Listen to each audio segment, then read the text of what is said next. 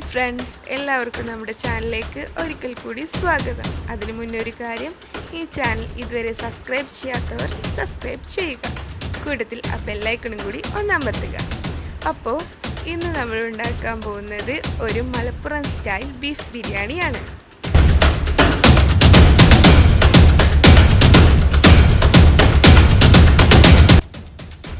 ചെമ്പ് നന്നായിട്ട് ചൂടായിട്ടുണ്ട്. അതിലേക്ക് നമ്മൾ സൺഫ്ലവർ ഓയിൽ ഒഴിച്ചു കൊടുത്തിട്ടുണ്ട്. അത് നന്നായിട്ട് ചൂടാകും. അതിന് ശേഷം സവാള 1/2 കിലോ, തക്കാളി 1/2 കിലോ, വെളുത്തുള്ളി, ഇഞ്ചി, പച്ചമുളക്. വെളുത്തുള്ളി ഇഞ്ചിയും 50 ഗ്രാം വീതമാണ് എടുത്തിട്ടുള്ളത്. ഒരു 8 പച്ചമുളക് എടുത്തിട്ടുണ്ട്. അത് നന്നായിട്ട് ചതച്ച് വെച്ചിട്ടുണ്ട്. അതുമാണ് നമ്മളിതിലേക്ക് കൂട്ടുന്നത്. ഇതിലേക്ക് സവാള ഇട്ട് കൊടുക്കുക. സവാള ഇട്ട് കൊടുക്കുമ്പോൾ നമ്മൾ എളുപ്പത്തിൽ വേവാൻ വേണ്ടിയിട്ട് കുറച്ച് ഉപ്പും കൂടി ഇട്ട് കൊടുക്കുക. എന്നിട്ട് നന്നായിട്ട് ഇളക്കി കൊടുക്കുക.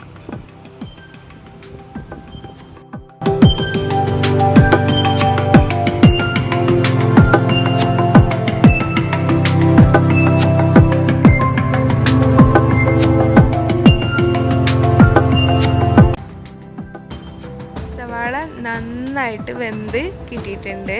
ഇനി ഇതിലേക്ക് വെളുത്തുള്ളി, ഇഞ്ചി, പച്ചമുളക് അരച്ച് വെച്ചത് ചേർക്കാം. അതിനുശേഷം അതൊന്ന് ഇളക്കി കൊടുത്ത് ഒന്ന് അടച്ചു വെക്കാം.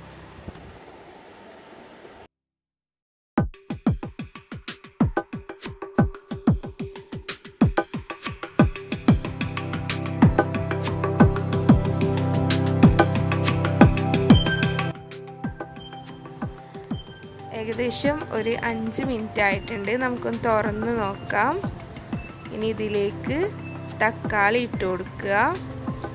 അത് തക്കാളിയുടെ കൂടെ കുറച്ച് മഞ്ഞൾപ്പൊടിയും കൂടെ ഇട്ട് കൊടുത്താൽ പെട്ടെന്ന് വെന്ത് കിട്ടും. വേണ്ടി കുറച്ച് മഞ്ഞൾപ്പൊടിയും കൂടെ ചേർത്ത് കൊടുക്കാം. ഇനി അതൊന്ന് അടച്ചു വെച്ച് വേവിക്കാം.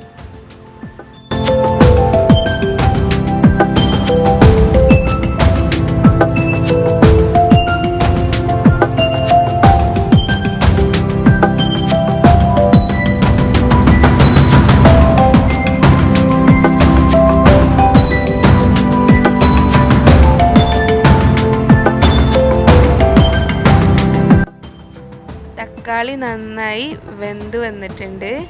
ഇനി ഇതിലേക്ക് മസാല ചേർത്ത് കൊടുക്കാം. 4 ടീസ്പൂൺ മുളക് പൊടി ചേർത്ത് കൊടുക്കാം. 4 ടീസ്പൂൺ മല്ലിപ്പൊടി. പിന്നെ മഞ്ഞൾപ്പൊടി നമ്മൾ ആദ്യം ഉപയോഗിച്ചുകൊണ്ട് ഇനി മഞ്ഞൾപ്പൊടിൻ്റെ ആവശ്യമില്ല. പിന്നെ ബീഫിൽ ഉപയോഗിച്ചിട്ടുണ്ട്. ബീഫ് മഞ്ഞളും ഉപ്പും ഇട്ട് കുക്കറിൽ ഒരു 3 വിസിലടുപ്പിച്ച് വേവിച്ച് വെച്ച ബീഫാണ്.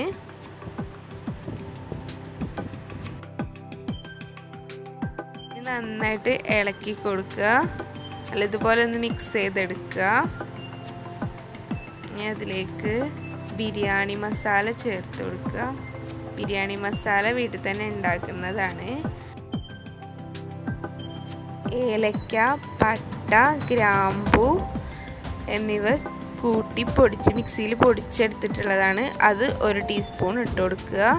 2 ടീസ്പൂൺ കുരുമുളക് പൊടി ഇട്ട് കൊടുക്കുക. ഇതൊന്ന് നന്നായി മിക്സ് ചെയ്തതിന് ശേഷം ബീഫ് ഇട്ട് കൊടുക്കുക.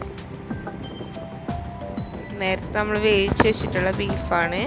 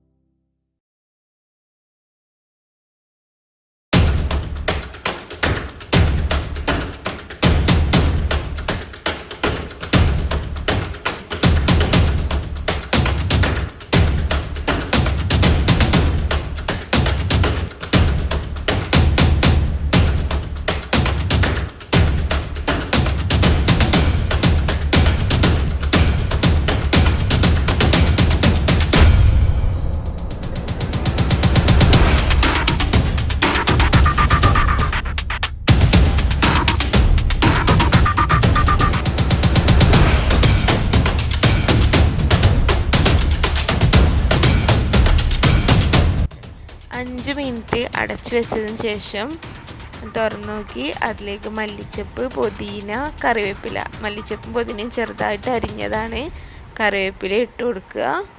ഇതിലേക്ക് 200 മില്ലി തൈര് ഒഴിച്ചു കൊടുക്കുക. നന്നായിട്ടൊന്ന്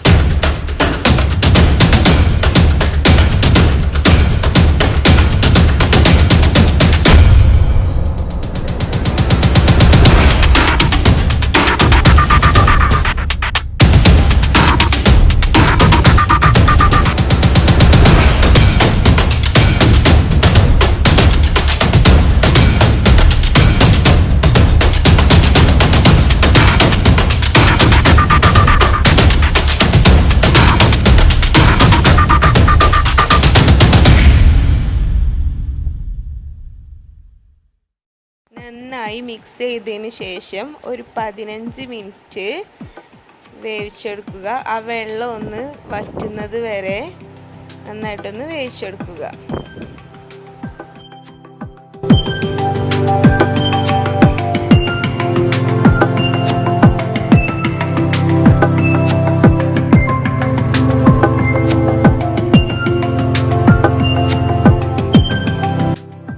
ചോറ് റെഡിയാക്കാം. അതിന് വേണ്ടി നമ്മൾ സൺഫ്ലവർ ഓയിലാണ് ഉപയോഗിച്ചിട്ടുള്ളത്. ഇതിലേക്ക് വേണമെങ്കിൽ ഡാൽഡയും ഉപയോഗിക്കാം. ഇപ്പം നമ്മൾ സൺഫ്ലവർ ഓയിലാണ് ഉപയോഗിച്ചിട്ടുള്ളത്. ഇതിലേക്ക് ഒരു സവാളയാണ് എടുത്തിട്ടുള്ളത്. ആ സവാള നന്നായിട്ടൊന്ന് ബ്രൗൺ കളർ ആവുന്നത് വരെ വഴറ്റിയെടുക്കണം. അണ്ടിപ്പരിപ്പും മുന്തിരിയും അതും ഒന്ന് വഴറ്റിയെടുക്കുക. നന്നായി കരിയാതെ സൂക്ഷിക്കണം. ഇനി നമുക്ക് വെള്ളം ഒഴിച്ചു കൊടുക്കാം. ഒരു പാത്രം അരിയാണ് നമ്മൾ എടുത്തിട്ടുള്ളത്. അപ്പോൾ 2 പാത്രം വെള്ളം ഒഴിച്ചു കൊടുത്തിട്ടുണ്ട്. ഇനി ഇതിലേക്ക് ഏലക്ക, ഗ്രാമ്പു, പട്ട എന്നിവ ചേർത്ത് കൊടുക്കുക. ഇനി അതിലേക്ക് ആവശ്യത്തിന് ഉപ്പ് ഇട്ട് കൊടുക്കണം. നന്നായിട്ട് തിളച്ചതിന് ശേഷം നമ്മൾ കഴുകി വെച്ചിരിക്കുന്ന അരി ഇതിലേക്ക് ഇട്ട് കൊടുക്കുക.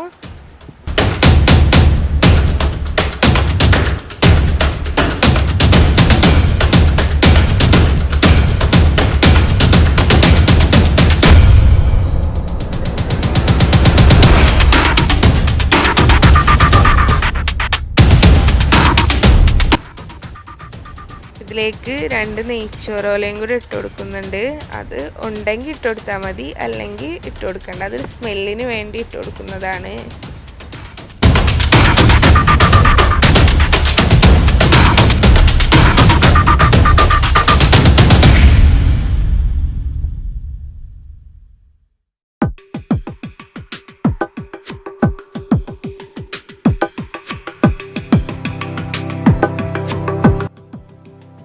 നന്നായിട്ടൊന്ന് ഇളക്കിയതിന് ശേഷം അടച്ചു വെച്ച് വേവിക്കുക. കുറഞ്ഞ തീയിൽ വെച്ച് വേവിക്കണം, അല്ലെങ്കിൽ കരിഞ്ഞു പോകും.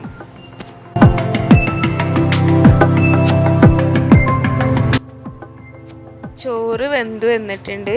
ഇനി നമുക്ക് ദമ്മിടാം. വായില വെച്ച് കൊടുത്തിട്ടുണ്ട്. ഇറച്ചിയുടെ മുകളിലായിട്ട് ബീഫിൻ്റെ ദമ്മിടാം.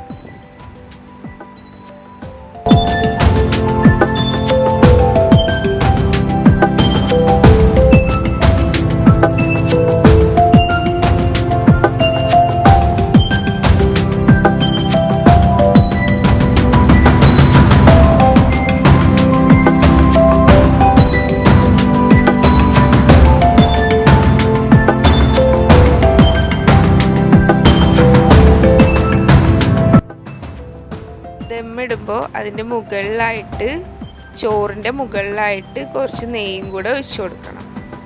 ശേഷം നമുക്ക് ദമ്മിടാം. പറയണേ, ഏകദേശം 1 മണിക്കൂറിന് ശേഷം നമ്മൾ ബിരിയാണി പൊട്ടിക്കുകയാണ്. പൊട്ടിച്ചപ്പോൾ നല്ലൊരു സ്മെല്ല് വരുന്നുണ്ട്.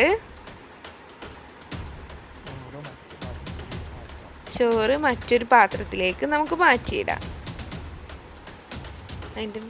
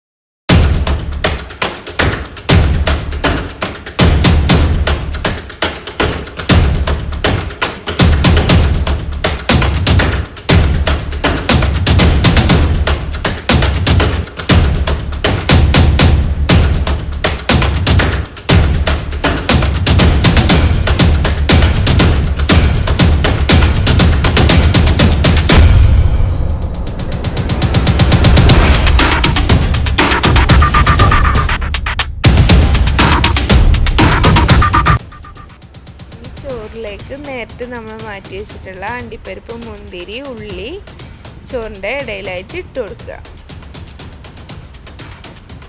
എന്നിട്ട് നന്നായിട്ട് മിക്സ് ചെയ്തെടുക്കുക.